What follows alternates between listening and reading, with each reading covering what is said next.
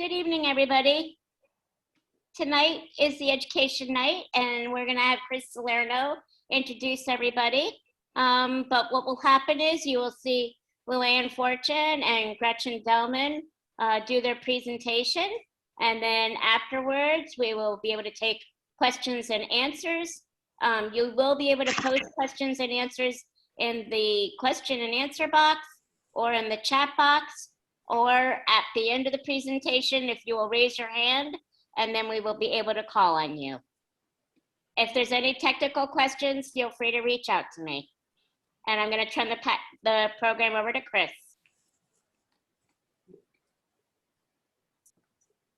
Welcome, everyone. It's wonderful to be presenting our third forum for the Christian Education Ministry, and tonight it is on faith and teaching. We welcome two very experienced teachers, one of elementary age children, Gretchen Delman, and the other of adults, Luann Fortune. Each has her own story, which I think you will find quite fascinating. First, I would, as has been announced, Luann will speak first, and she will introduce the entire event with an opening prayer. It's all yours, Luann. Thank you for being here. Chris, thank you very much. And I want to thank everybody who has joined us this evening. And I would like to start us out with a moment of prayer. So if you can join me. Dear Lord, thank you for bringing us together in this blessed and beloved community, this wonderful place during these difficult times where we continue to support each other and also find wonder in each other's stories and our skills and the many blessings you've given us. We pray for our continued fellowship.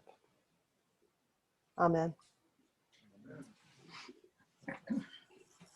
Thank you, Luann. Welcome to everyone.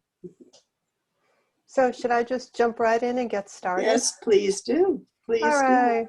And Chris, I'm going to turn back to you once in a while because, as I told you, my resume looks a little bit crooked sometimes if you're following all the lines.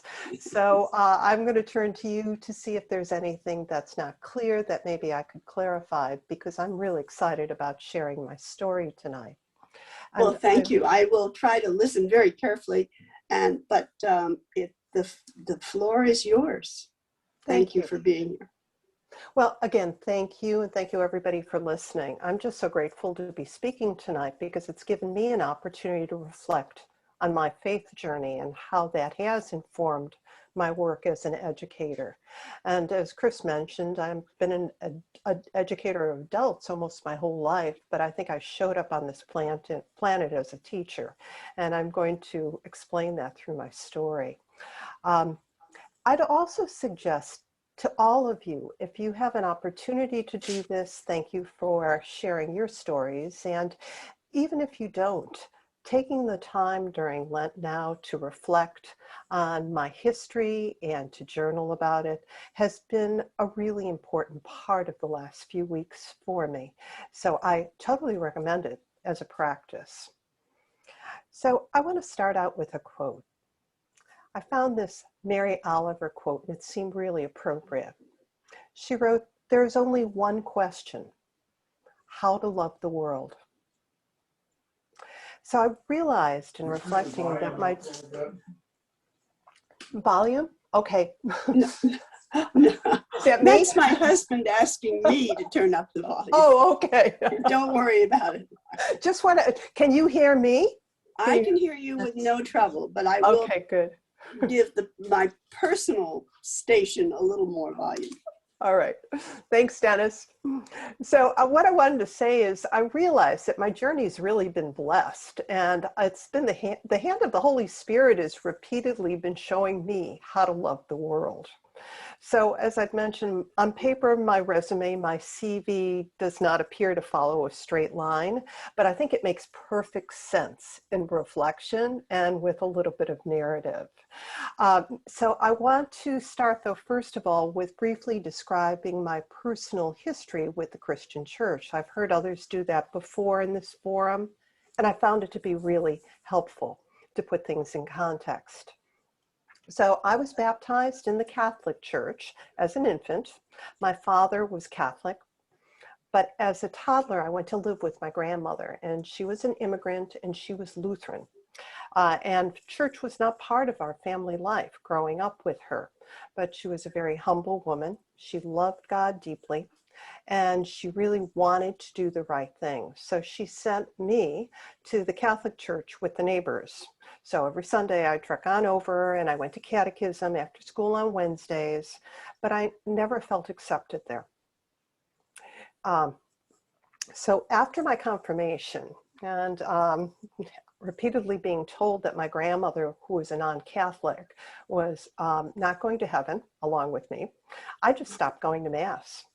I would eventually marry in the Catholic Church, but the external authority of the Catholic Church never supported or nourished me. But I always felt an inner light on my spirituality, and what I've also come to think of as the inner authority of my faith. And even as a young woman, that grew.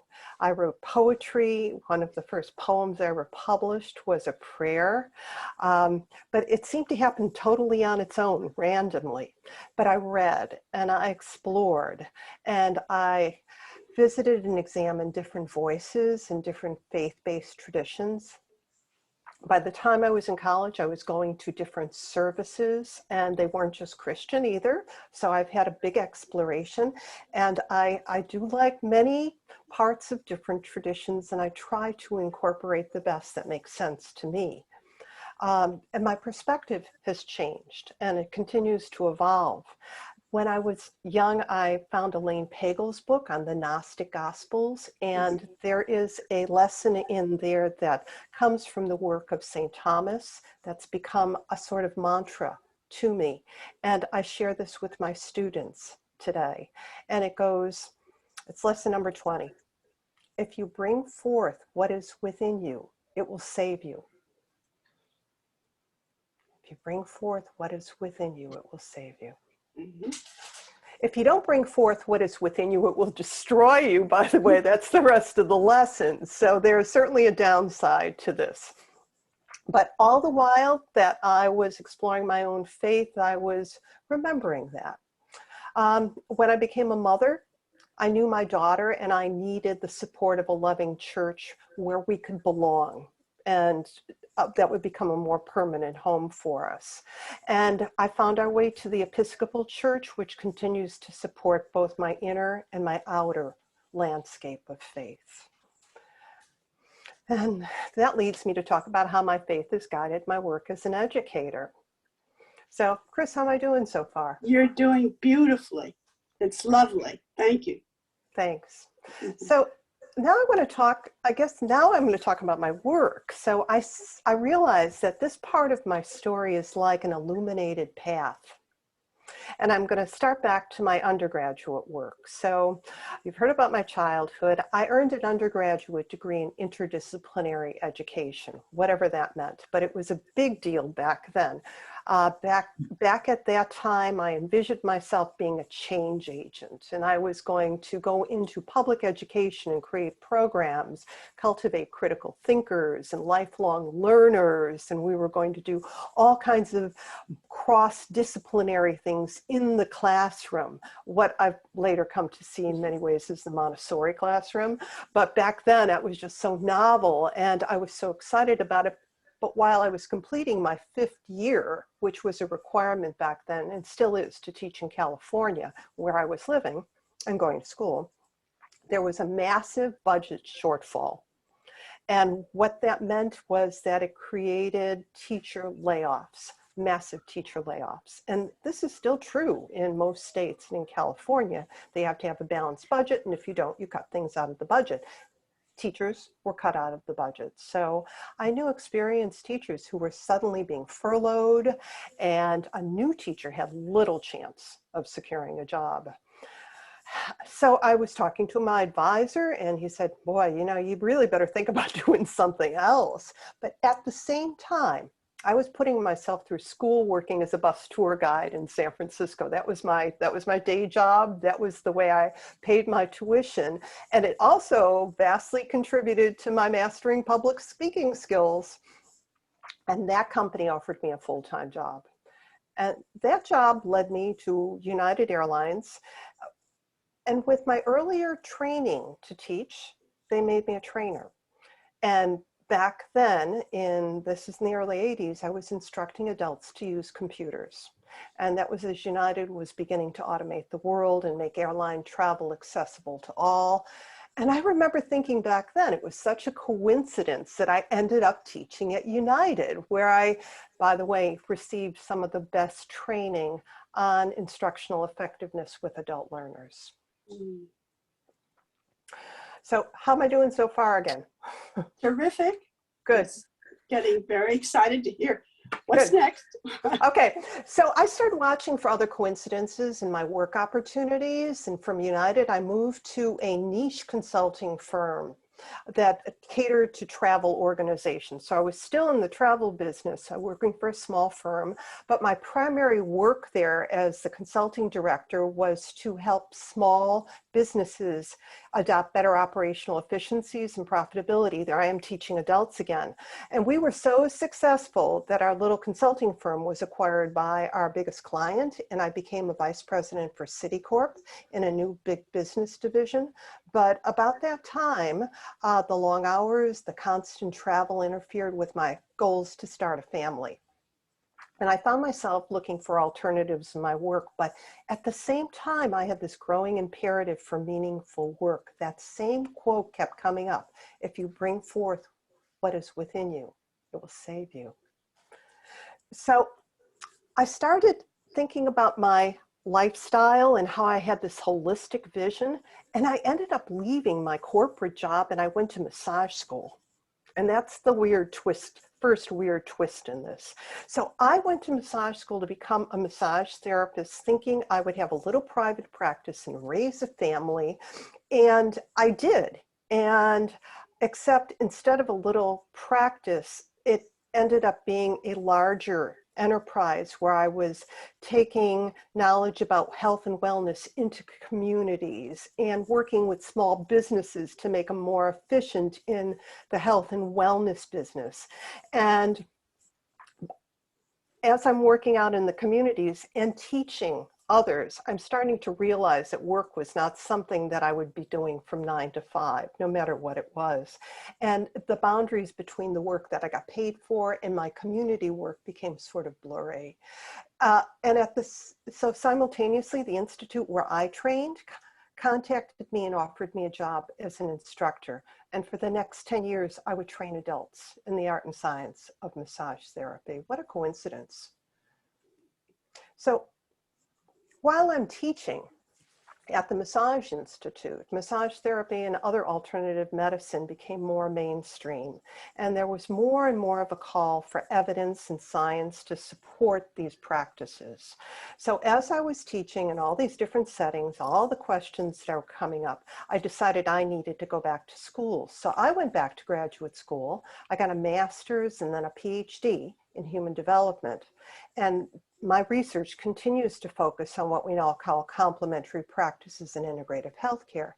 But during my graduate program, I was tapped to become a teaching assistant, even though I had no intention of university teaching. So it was just another coincidence. And of course, I took the teaching assistant job. So I go on then, finish my PhD, and almost the same week that my doctorate was conferred, I met the man who's now my dean at Saybrook University.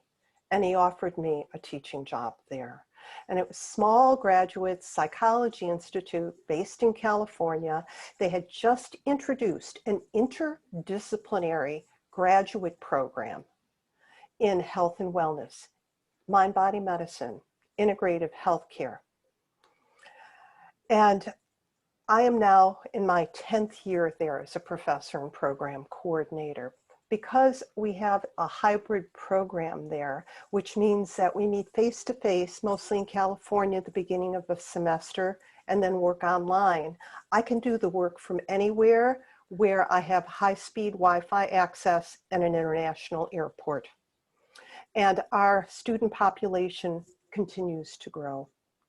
So for some time I've recognized that the coincidences that kept coming up were not random after all. And there's a term in psychology, Carl Jung called it, he called it synchronicity, meaningful coincidences that occur with no causal relationship, yet seem to be meaningful related.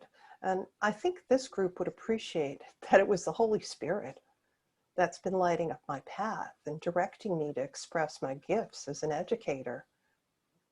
If you bring forth what is within you, it will save you. So each day I'm just filled with gratitude for grace, for the times I was able to sense the light and step through the door that was opened up in front of me and giving me the opportunity to love the world better.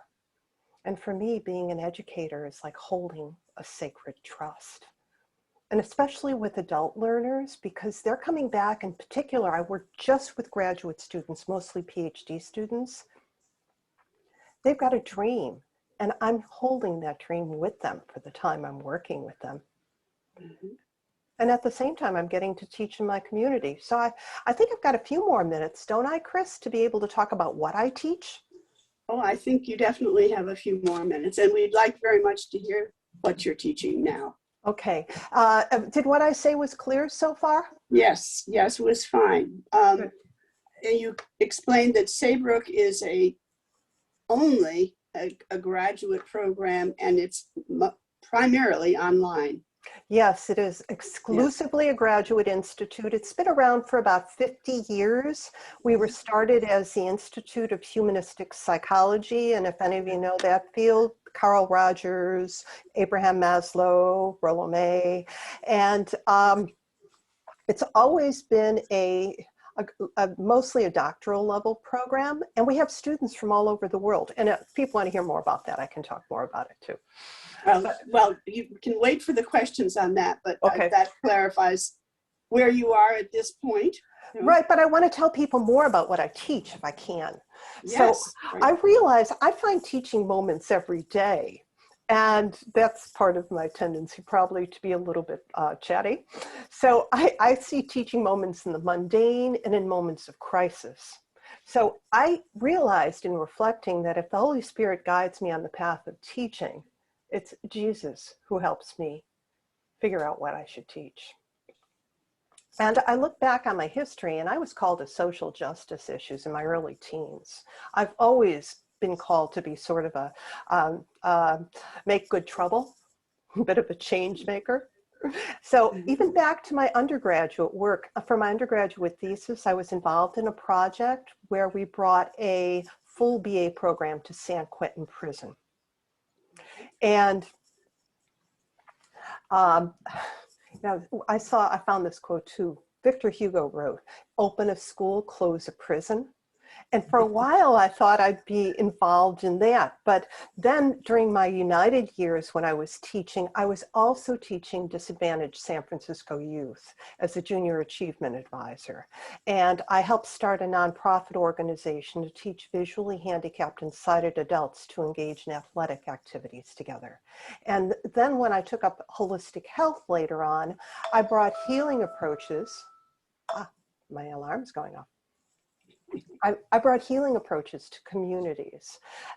So in Washington, D.C., where I worked with Border Babies programs. I worked with I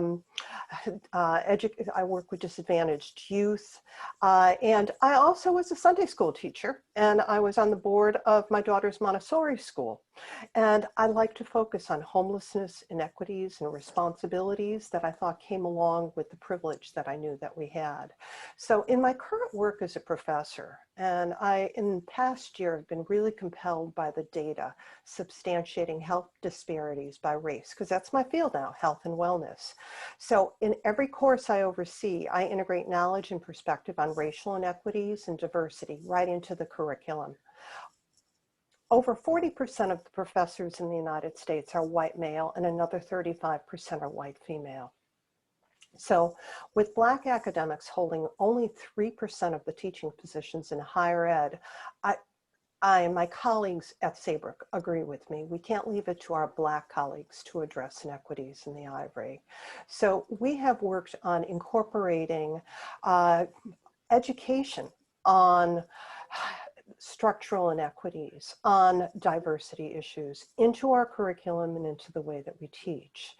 So as some of you know, this came up for me last year when Ann Kimball and I were sitting around talking about what I did at the university, and she was talking about some of the things that she was concerned about. And together we put together a curriculum to deliver small group seminars right here at St. Michael's.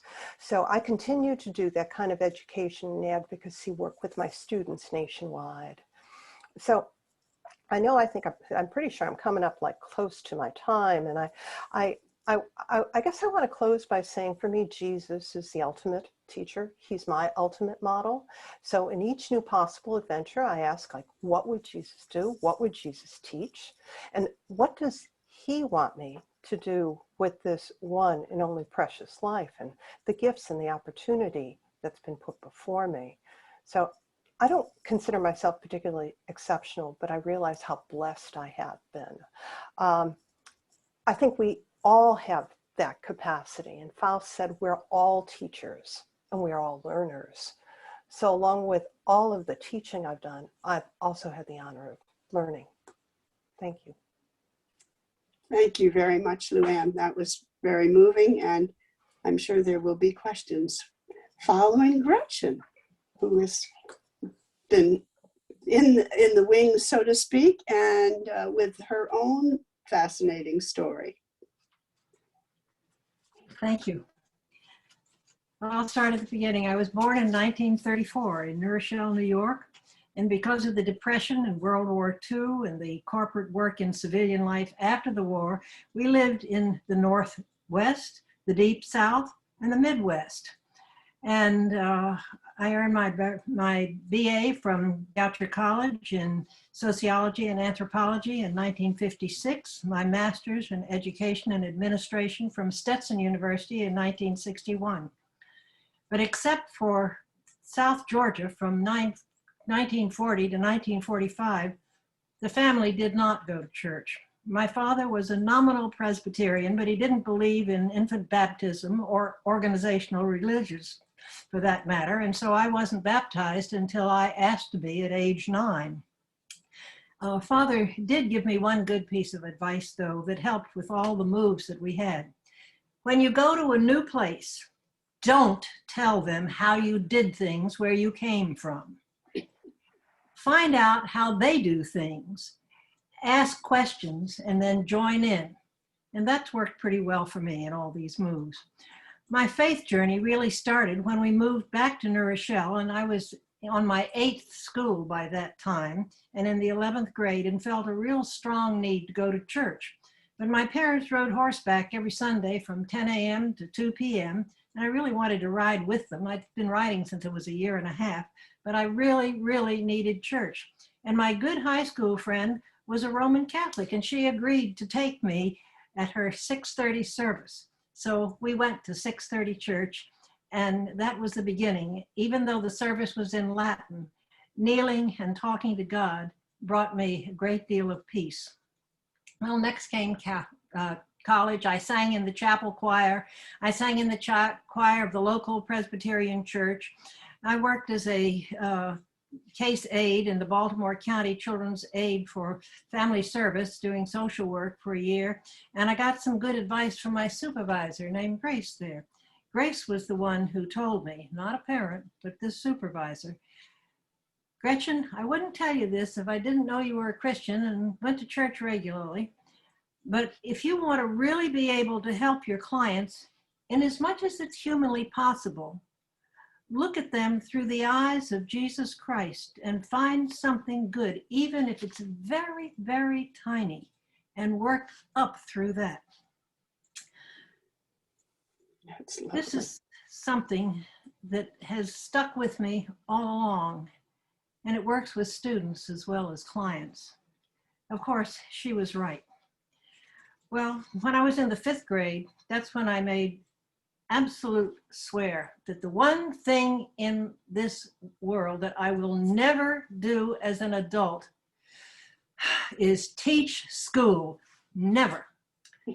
God had different plans for me. I just didn't know it at the time.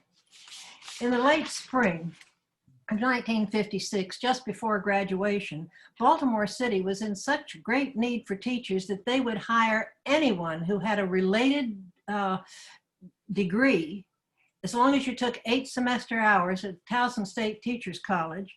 And I mean, what the heck? Job security, no searching for it, instant hiring. Coincidence? I don't think so. After a year in Baltimore, I joined my parents who had moved to Delman, Florida, and my friend Grace and her husband Frank had become close friends at that time. They moved in retirement to Clearwater, which was wonderful because we could visit. And Grace took over a lot of my education then. We visited, and she took me to the Episcopal Church and convinced the priest there to let me receive communion, which was not done in those days if you weren't a card-carrying Episcopalian, and I was just a sort of a Presbyterian. But that started it, and then she talked me a lot about the healing of Jesus and some really miracle healings that she had seen, and gave me Emily Gardner Neal's first book, A Reporter Finds God Through Spiritual Healing. And so I read a good deal of that, and in 1963, I was confirmed at St. Barnabas Episcopal Church, and Grace and Frank became my godparents. And so I was off to another start, and the rector of St. Barnabas then happened to be the one who eventually became the first dean of St. Peter's Cathedral down in Fort Myers, or St. Petersburg actually, but in that Western diocese. And that was Leroy Davis Lawson. And he introduced me to a poet and lay healing minister who also continued to teach me and was a wonderful, wonderful guide. Well, when teaching in Florida, I taught in a white segregated school, but I also taught in a black segregated school where I was the only white for a long, long time. And in 1967, I was called and asked to take the principalship of a school which was being integrated for the first time, a little bit late, a little far away from 1954, but in 1967, they'd gotten around to it. It had never been integrated before. And I was really lucky because a lot of the black kids were kids that I had taught in the segregated black school. And so they came into our integrated school knowing the principal, which is always a kind of handy thing. And in the black school, I'd gotten to know my kids really, really well.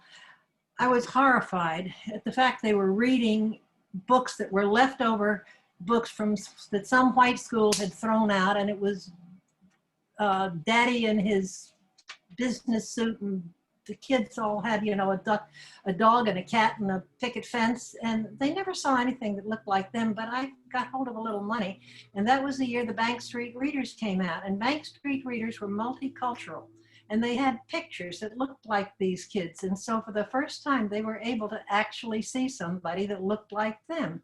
And it was a wonderful, wonderful time with them. And I was a white person that they were allowed to touch and come up to and ask questions. I had long, gorgeous hair, almost as long as Luann's is now. It's not as pretty, not as thick, but the kids didn't know that. And they wanted to feel what white hair felt like. So they could feel the hair and feel my skin, which was not looking so much like a piece of corduroy then. It was reasonably smooth. So we had a good time. And then they were over in the integrated school. And I'll tell you some stories about that a little bit later, but I'll get to the end of the rest of this first. And went to California for a year's leave of absence. And Dennis's fault, I stayed. neither of us had been married. And I was almost 42. Dennis is a little bit younger. And you know how choirs act. I was in the choir there too. And the choir made sure that we got together and so forth. And, you know, what can I say? There it is. We've been together almost 45 years now. And that's how it goes. And of course, I'd been coming to Sanibel since 1963. And after we were married, naturally, Dennis came with me. And so that got us back. But we were only here for, a brief time because we were both working. I had to be back at school the day after New Year's. So we came for Christmas. We brought my parents for their 50th wedding anniversary and had a wonderful time. We always went to St. Michael's, but so we were here for maybe 2 Sundays. And we were here for Christmas regularly though. And so when we retired, we discovered that we could stay longer and keep on staying longer. And we stayed until we got to the point that we got to really know a lot of people. And we have learned really, with these longer periods, we've learned to love everybody, the clergy and lay, those who've served as in so many ways here and following Father's direction, find out what's going on, ask questions, and join. And we've been able to do this, and it has been a wonderful thing for both of us. And we do serve in the lay ministry in Delman, where we live when we're not in Sanibel, and we are lay ministers and readers there, and we're thrilled of having the opportunity to be able to serve at St. Michael's. But back to some of the stories then. In one of the white schools that I taught in California, they were all integrated in California, but in this case, one of these kids was in my 5th grade classroom. And when he was in 7th grade, he was very, very ill. And his mother came to talk to me and she said, I don't know what I'm gonna do. He's been in a coma for 2 weeks. He's down at Mills Hospital. Mills is a very fine hospital in San Mateo, California. And it was only 2 blocks from our apartment. And so I said, well, when he was in school, I read Madeleine L'Engle's Wrinkle in Time. And he loved it. And I've been told that people who are in comas can sometimes hear known voices, and this helps them. If you want me to, I'd be glad to make a tape for him, and I can walk it over to the hospital and ask the nurses to play it. And she said, oh, anything, if you do that. So I did. Actually, I ended up taping the whole book. And as I brought the tapes in, the nurses couldn't wait till I got the next one in to finish it. And of course, I'm smiling now because the story was wonderful. The kid came through, and I didn't do it, God did. This is when you are in a position that you can just open up and let God work through you. It does sometimes happen, and it did then, because I know God healed that kid, and I know that hearing the voice was helpful. Then I had my black school, integrated school in Barberville, and all kinds of things happened there. One of the things I discovered was kids were really being late to school. And these kids who had been bused past all the white schools now got to walk to school, and it was close enough they could practically get out of bed and crawl and be there. And they were coming late. I'd been around to see what was in this school. It was an old building. It's wonderful. It's now a pioneer center of the arts they made it into. But it had an attic, and I climbed up into the attic, and here's this enormous bell and a neatly rolled up piece of rope. And I thought, it's attached. I bet I can get them out of bed.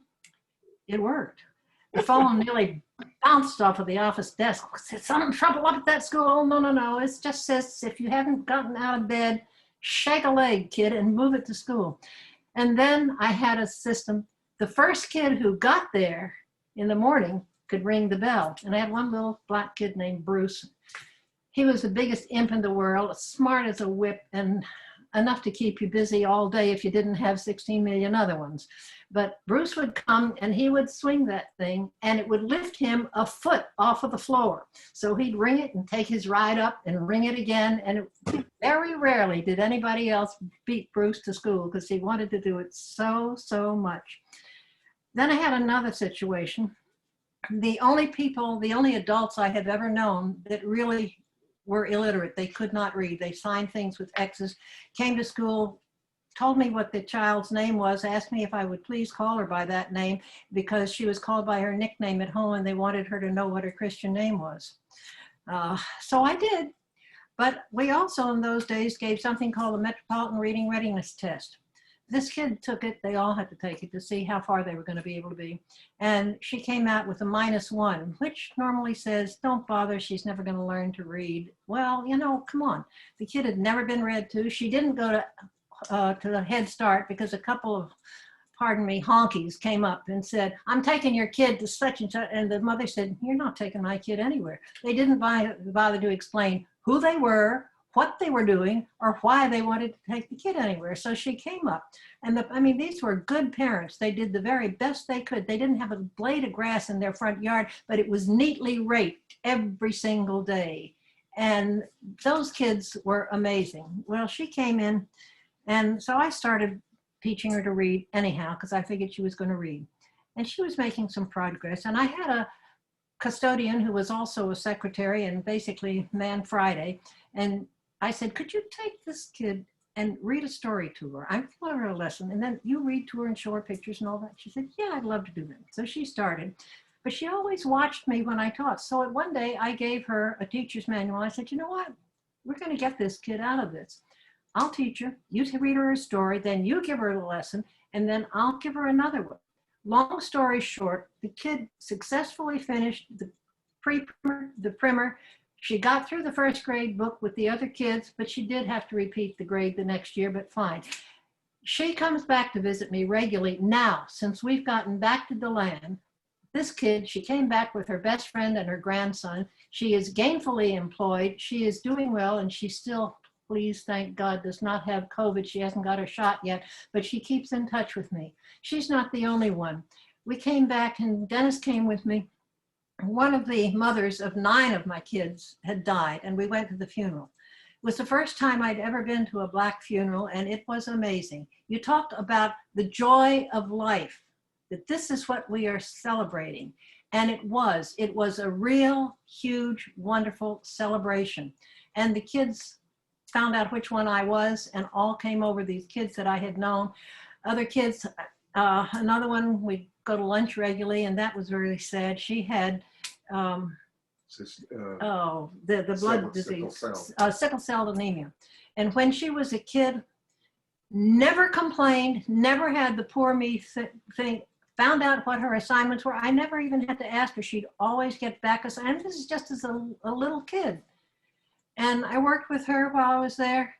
She's another one that came back, but she did die of sickle cell. We went sadly to her funeral too. But I've seen a lot of the kids that have come back and gone to lunch with. There's several of us who, from one of the other schools, who go to lunch. We're all the same age now. They were older because I taught them in my first year of teaching, and I was only about 12 years older than they were. So at this stage in our lives, it doesn't make any difference. They're old enough to retire, and we go to lunch at noon. So I couldn't have done this without God working with me. I couldn't have managed some of the things that I got through and kept so many of the kids who have come back, and there've been a lot more that I've told you about because there's not time for all of that. But I know that I'm not the one that did it. I'm not the one that taught my little one to read. I gave the materials and so forth, but God made it possible. And I think this is an important thing, and it means so much to me because it was so late. I didn't have the early childhood bit that so many of you did. And I really found it sort of late, but I found it to the point that it's very, very deep in my heart. When I was a kid, they told me I believed in Jesus. So when somebody said, did you believe in Jesus? The answer was, yeah, sure. Well, I believed in elephants too. I was told, but that's not how I believe in Jesus now. Now I know, and it's deep within my heart. And the work that I've been able to do with students, their parents, and that's another whole story that is wonderful, has meant just so much to me. And the community in St. Michael's is an absolutely amazing, wonderful thing, and something that we all need to remember and keep working on. Oh, Thank you, Gretchen. Wow, that's wonderful. Thank you so much. I think that there's time for some questions now, but Susie, you're in charge. That was wonderful. Thank you, everybody. Great stories and great journeys that we've all had, and particularly what you guys have gone through. So with your permission, if it's okay, I will let the panelists come in, or the attendees come into the panelist side. Would that be okay with you? Fine. Okay. Excellent.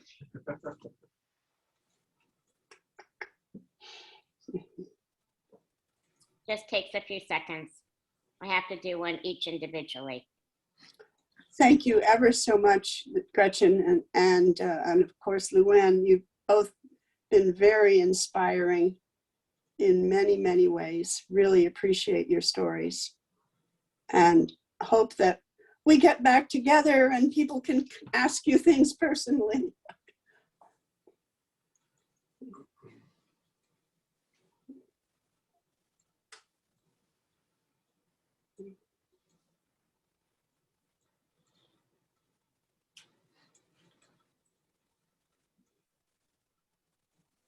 So great to see everybody coming in. Good. I haven't seen anybody coming in yet. Now, if you hit gallery in the upper right or left corner, the little dots, switch it from speaker to gallery. Mhm, right. Mhm. And everybody should be in the room now. So if anybody would like to ask a question, if you could either raise your hand or type it in the chat box or in the question and a period box, and we can take your questions.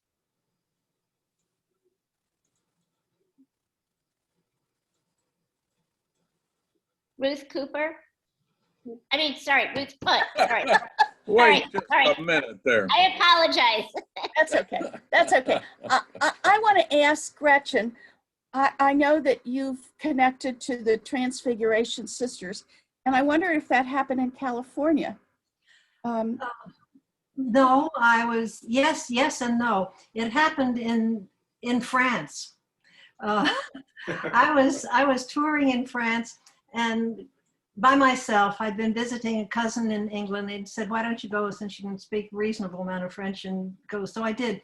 And we got off of this tour bus and I was starving. And I had heard these nuns who were speaking English.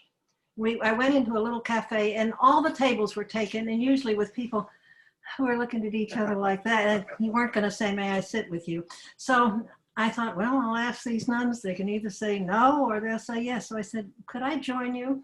Two of them at a table for four. They said, oh, yes. And at that point I was wearing I wasn't wearing my cross because I didn't have it then, the Transfiguration one.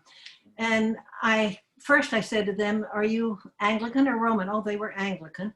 And I said, you know, the pin that you're wearing looks just like the cross my wrestler's wife wears.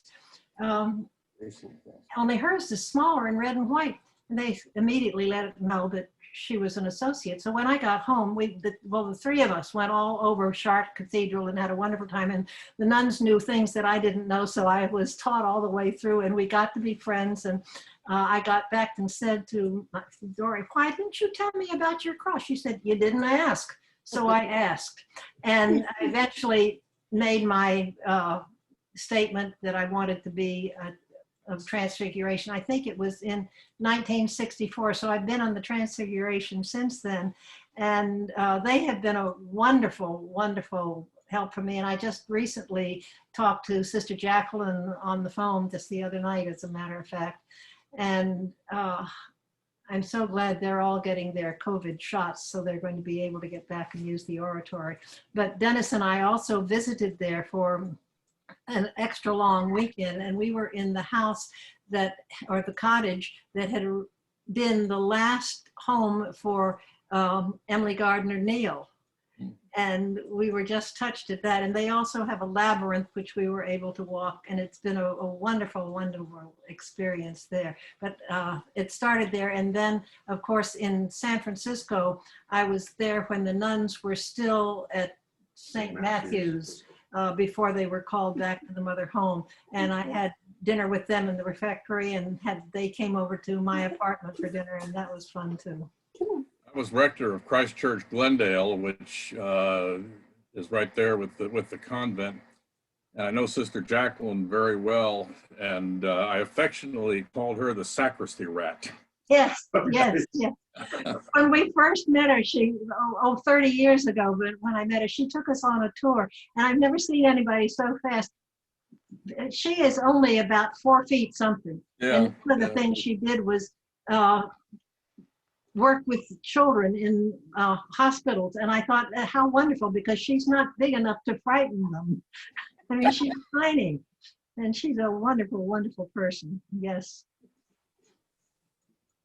And in the the archbishops, I mean, Bishop Curry. presiding bishops, Bishop Curry's latest book on love, he has a whole chapter on his relationship with the Transfiguration, and also with Mike Pearl, who is so good with the recreation center. And Sister Ann and Sister Jacqueline took both Dennis and I over to meet him and see the whole recreation center, which was just amazing. Wonderful things they're doing for kids in Lincoln Heights, those especially. Yes. Michael Curry was their bishop visitor, whatever, long before he became the presiding bishop. He also had that church in Lincoln Heights, Saint whatever it is. St. Simon of St. Cyrene. Simon of Cyrene. And he sneaks into town periodically to visit the nuns. Oh, nice. The rest of us don't know he's there, but he comes. Sneaking visit.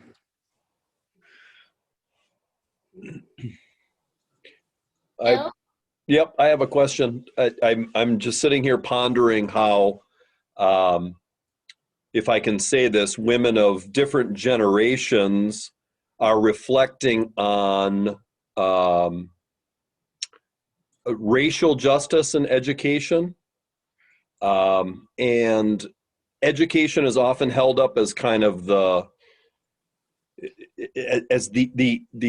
answer in some ways. And I'm just wondering if you'd be willing to reflect on that a little bit in terms of our work toward racial justice, the role of education in that. And you've done a beautiful job reflecting on it in your own experiences in different time periods. But I'm wondering if you'd be willing to just expand on that a little bit, because we hear an awful lot about that, about the education system and the importance of making that stronger so that more people have opportunities across the board. And I'm just wondering if you would comment on that a little bit. I'm finding it fascinating that you both picked up on that. That was a part of both of your experiences in such a profound way. I have a lot to say about that, but maybe Gretchen and I can go back and forth on this. So I'll jump right in from the perspective of educating adults.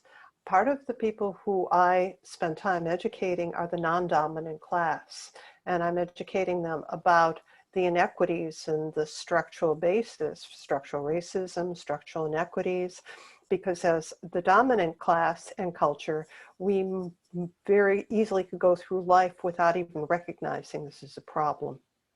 So right now I'm working with one of my doctoral students who's working on her PhD in psychology, and she's asked me to join her with a small group in outside of Seattle, Washington. And these are other women who've come to her recognizing that there's an issue going on nationally and maybe globally, and they didn't get it. And they are all part of the dominant class, and they're primarily women of means. So she has put together seminars for them, and she's asked me to join her in that. So one of the things I think we need to do is to educate ourselves as adults. I'm with Zanta, and we have a speakers committee. In fact, I think our co-president of our chapter is here. Hi, Joyce. And thank you, Joyce, for encouraging that. So one of the things we've done on the island is the Zanta chapter has offered a series of talks to our members. We opened it up to other area members to come hear about local people speaking on the topic of structural racism. And by this, we're not meeting people who are individually prejudiced or how you might behave toward another person who's not of the same class or culture than you, but what happens to the entire system. So with that, I want to comment that from the structural standpoint, education is only part of it. What the data shows is that even if we put people through university, they end up in workplaces with the same degree, possibly with even better grades, yet they don't end up with the same income. They don't end up with the same rate of acceleration within companies. Of the Fortune 500 executives in this country, only 4 or 5 of them are people of color, are Black people. How did that happen? So, Gretchen, do you want to talk about the schools and how we can go on with this Not for a just while? the schools, though. It's so much broader than that, because it's a matter of humanity, if there is such a thing, and being able to do what our creeds say we're supposed to do, and that is to love other people, to really care. And we don't. There are too many people. I mean, just walk down and hear the regular thing. So many people aren't wearing masks. This woman said she was somebody told her to wear a mask. She turned out and go out or spit on them, or, you know, some other lovely thing.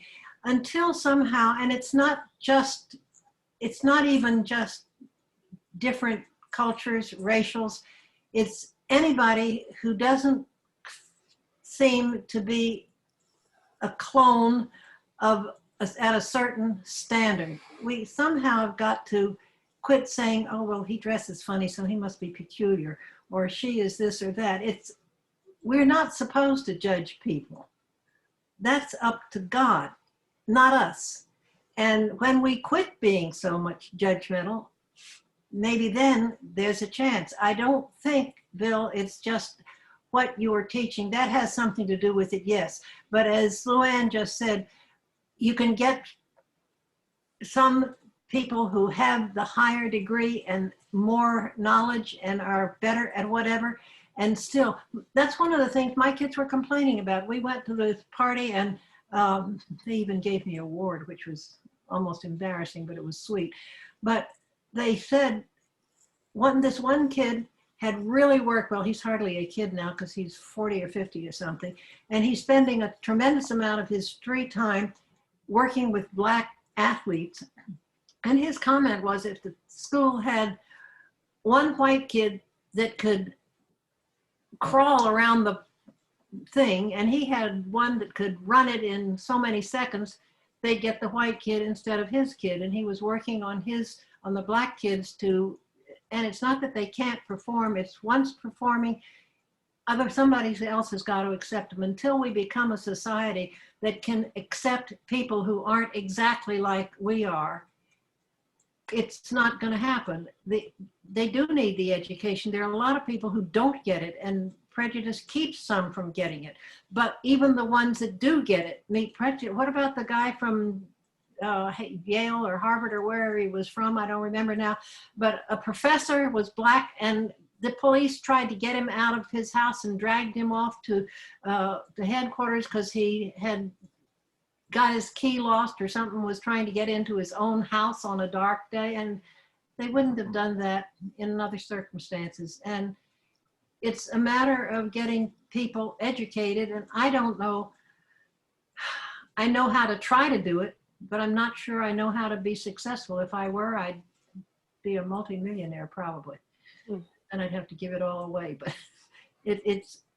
I think it's a problem that we have to work in. We're supposed to love others. And until we learn to do it, it may get little bits there, but it's not going to overcome this. We've got to overcome it in every human being. Gretchen, thank you for contributing that. And I want to add one more thing from the perspective of somebody who's got expertise in health and wellness, right? So one of the things that we know is that the maladies, the quality of life, the life expectancy of people who are not white is lesser. And we refer to that often as the social determinants of health have an influence on us, having to do with education, the neighborhood we live in. But one big part are the microaggressions that people who are not white have to deal with every day. And that refers to what they call that tiny death by 1,000 tiny paper cuts. So if you're constantly exposed to these microaggressions in your day-to-day reality, be it in the workplace or going down to Publix to get groceries or jogging in your neighborhood, this is going to have an impact on your health and your wellness. Your health and wellness is going to suffer for that. That's going to translate to your ability to do well in your work, which is going to translate to the size of the house you are going to be able to buy, which is going to translate to the generational wealth you're able to pass down to your children, to the neighborhood you can live in, therefore the schools they can go to, because as we all know, the schools are funded by local property taxes, and we can go on and on with that. So it all starts with, as Gretchen said, having compassion and kindness for each other. Thank you, Bill, for the question. Thank you for your answers. Are there any other questions?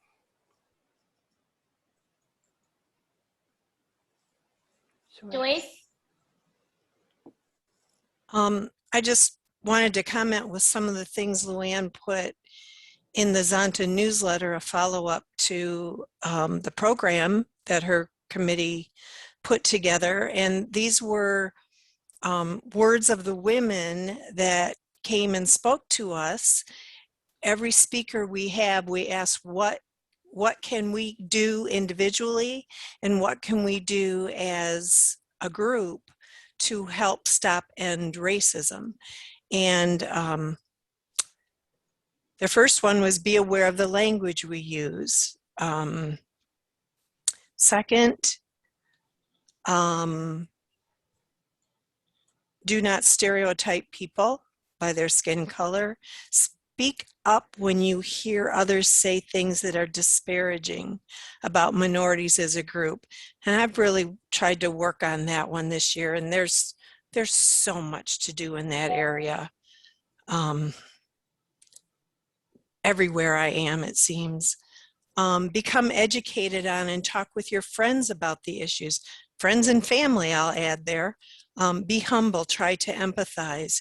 Use your privilege and power as a member of the dominant group to be an advocate for racial justice and interact with others who have different racial and ethnic backgrounds.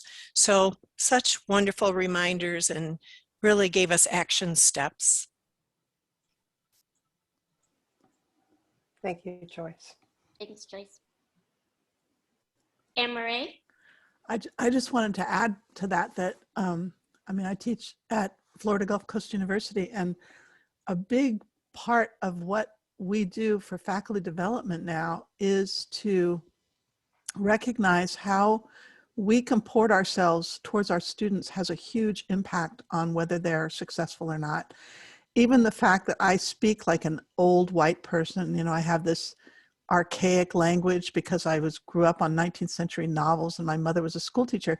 To the point of view of a student, it seems like there's a huge gulf between me and the student. And so becoming sensitized to that has been important, and changing our syllabi and changing our attitudes to not necessarily put everything at the door of personal responsibility on those students. You know, the burden of saying, well, if you were only X, then it would be okay, you know, but to recognize that they have these challenges and to try and adapt to our audience. And I think we're making some progress in that direction, though there's still a lot to do.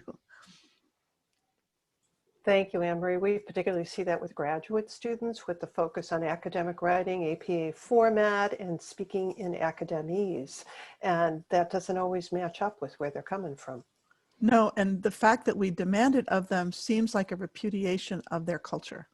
Right.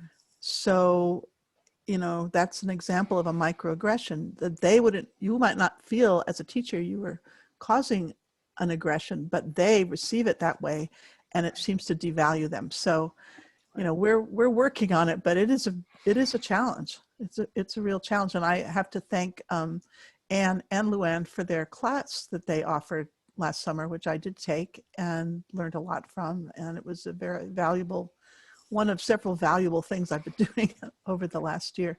The COVID has allowed for a different kind of thinking. Like, I had to completely redo my syllabus, and when you're completely redoing your syllabus, you start thinking about these things. So, you know, a lot of changes have been going on. Thank you. I think COVID is going to affect kids of color much more severely than, and lower income kids much more severely than the general population, because I see it in my classes. It's the kids who don't have access to good internet or, you know, good equipment. You know, they're at a disadvantage to start with. Or any equipment. My daughter's in New York City, where she works for that company that provides writing programs. And they're a nonprofit, but people still have to pay. And they have scholarships for people who can't pay, but they still have to pay something. And they have to be able to fill out the application for the scholarship or for the grant. And she is surrounded by communities where those families that can't pay the Upper West Side fees, they don't even have computers. Yeah, and even just the burden of having to fill out that FAFSA form for a family that, you know, doesn't have those skills, that's a substantial burden. So I think there's a lot of things we can do as individuals. I think this community, St. Michael's, is so rich in smart, capable people who have energy and abilities to make a difference. It's hard to know what to do exactly, but there's a lot of needs out there.